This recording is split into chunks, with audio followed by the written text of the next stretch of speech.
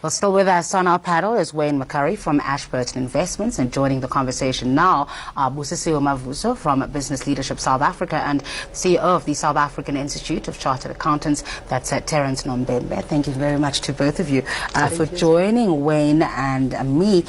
All right, let me start with you, Terence. There's a lot of questions being asked, and as you know, the past year, the accounting profession, the audit profession has not been smelling of roses, has not come out smelling of roses when it comes to certain corporate scandals. So why should we trust that this is possibly just an irregularity?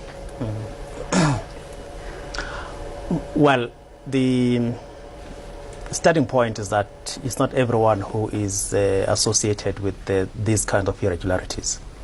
And I appreciate and understand that this has got a huge impact, which is why every time something like this has happened, it's got to be investigated timeously. And I'm glad that in this instance, that investigation has started for the regulators and the Institute to now take action on the basis of the results of such investigations.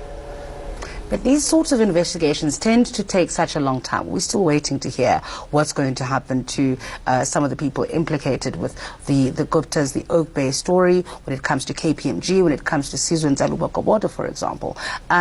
How do we rebuild the public trust when things like this do come up and people don't see any action being taken?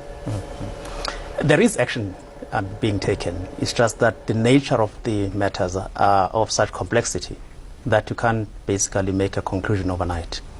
All I can say is to assure the public that for every irregularity, for every breach of the code of professional conduct, there is an investigation, there is a disciplinary process that takes place to assure the public that these things don't repeat themselves.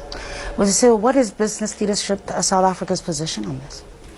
We're actually very worried. We're worried about the role that directors play in as far as this is concerned. Directors have a fiduciary responsibility to ensure that they actually govern properly. So at the core of this is corporate governance.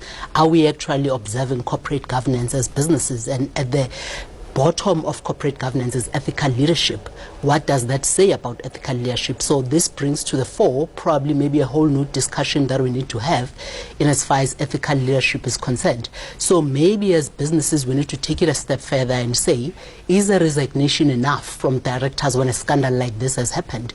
Should there be no punitive measures that actually have to be enforced to ensure that there is really a responsibility that is being taken in as far as this is concerned? So this is gravely concerning for business, and we realize that probably maybe signing just an integrity pledge, which we've been doing as Business Leadership South Africa with our companies, is not enough. We probably have to have a more intense discussion to say something is going to have to give, and what is it that is going to have to give in the light of such scandals. In the case of Oak Bay and the Guptas, business along with other civil society organizations were very quick to call on banks to, or congratulated the banks for very quickly closing accounts, congratulated the JSE for suspending the shares, and all of those decisions. Why is something similar not being done in this case? So Steinhoff number one is not a member of BLSA.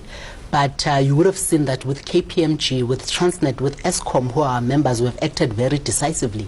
On Monday, actually, we had But that's on membership. I'm talking about as Business Leadership South Africa, whether it's a member or a non-member. This is a massive organization. Surely you should be at the forefront saying, we want accountability. Absolutely. So you would know that there was a statement issued by Business Leadership South Africa today on MultiChoice and on Steinhoff. So we have actually weighed on the matter, and we have said that this cannot be, and something is going to have to give. And we have actually called up onto the fore the issue of ethical leadership. We have actually called the issue of integrity within businesses. And as I'm saying, that the broader conversation that we're probably going to have with our members is, what is it that is going to have to be done when leadership and directors are failing in terms of their fiduciary responsibility, of diligence, due care, skill, and good faith. All right. When we come back, we're going to talk about the full impact of this and who might be most affected by that decline in the shares. This is a special edition of Moneyline. Stay with us.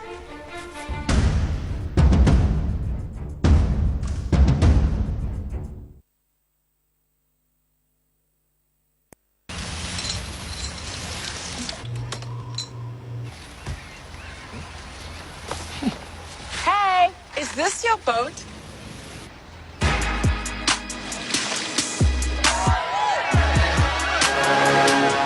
Yo, what are you doing on my boat? This rounds on me.